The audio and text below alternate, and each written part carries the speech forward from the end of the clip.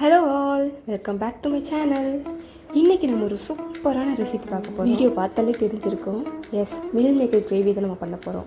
சுடுதண்ணியில் மீல் மேக்கரை போட்டு ஊற வச்சு எடுத்திருக்கேன். ஒரு 10 நிமிஷம் ஊற வச்சுருப்பேன். இப்போ அது தண்ணி இல்லாமல் நல்லா இப்படி புழிஞ்சு எடுத்துக்கலாம்.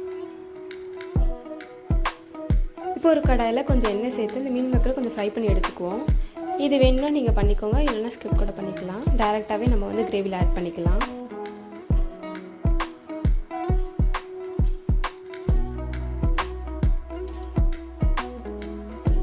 இப்போது அதே கடாயில் கொஞ்சம் எண்ணெய் சேர்த்து எண்ணெய் சூடானோடனே சோம்பு, பட்டை, கல்பாசி, சின்ன துண்டு அன்னாச்சி பூ சேர்த்து அது பொரிஞ்ச உடனே நான் 2 வெங்காயத்தை நீளமாக வெட்டி வச்சுருக்கேன். அதையும் சேர்த்து வதக்கிக்கலாம்.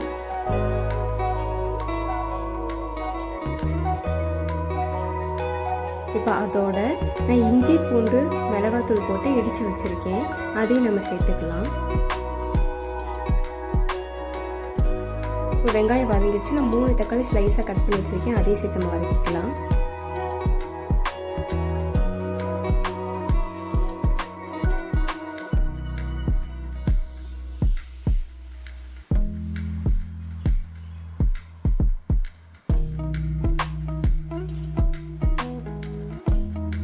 தக்காளி நல்லா வதங்கிடுச்சு. நான் இப்போ வந்து ஒரு 4 பச்சை மிளகாய், கொஞ்சம் கருவேப்பிலை சேர்த்துருக்கேன். இப்போ நம்ம ஸ்டவ் ஆஃப் பண்ணி அதை ஆற விட்டு மிக்சியில் அரைச்சி எடுத்துக்கலாம் பேஸ்ட்டாக.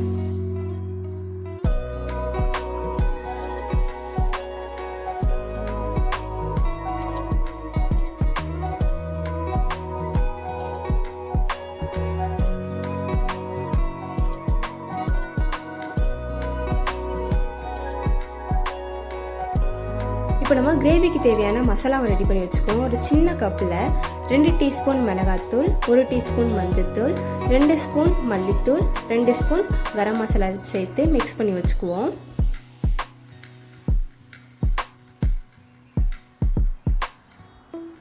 இப்போ ஒரு சின்ன ஜாரில் தேங்காய், முந்திரி, கொஞ்சம் தண்ணி சேர்த்து பேஸ்ட் அரைச்சி எடுத்துக்கலாம்.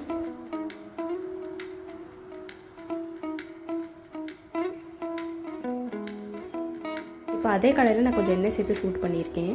சூடானோடனே நம்ம அரைச்சி வச்சுருந்த அந்த தக்காளி வெங்காய பேஸ்ட் இருக்குல்லையே, அது சேர்த்துக்கலாம். சேர்த்து அது கொஞ்சம் கொதிக்க விடுவோம்.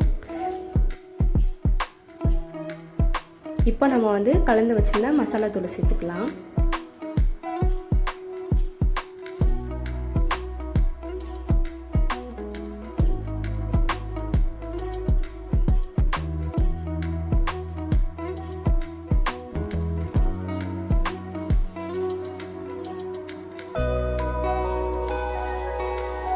இப்போ பாருங்கள், மசாலா நல்லா வதங்கிடுச்சு. இப்போ நம்ம தேங்காய், முந்திரி அரைச்சி வச்சுருந்த பேஸ்ட்டை சேர்த்துக்கலாம். சேர்த்து கொஞ்சம் கூடவே தண்ணி சேர்த்து கொதிக்க வச்சுருவோம்.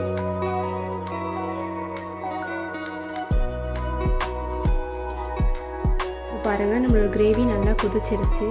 இந்த ஸ்டேஜில் நான் கொஞ்சம் உப்பு சேர்த்துக்கிறேன். அதோட மீல் மேக்கரை சேர்த்து நம்ம க்ளோஸ் பண்ணி ஒரு 10 நிமிஷம் வேக வச்சா போதும்.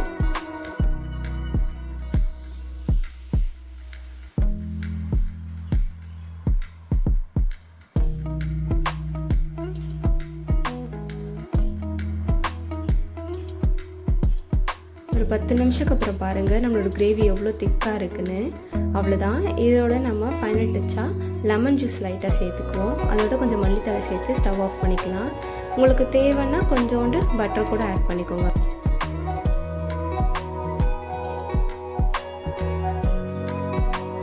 அவ்வளோதான், நம்மளோட சூப்பரான மீல் மேக்கர் கிரேவி ரெடி ஆயிடுச்சு. இது நீங்கள் சப்பாத்தியோ இல்லை சுட சுட சோறுக்கோ தோசைக்கோ எதுக்குன்னு நீங்கள் வச்சு சாப்பிட்டுக்கலாம். இல்லை வீட்டில் இது போல் ட்ரை பண்ணி பார்த்துட்டு கமெண்ட் பண்ணுங்கள். தேங்க்யூ.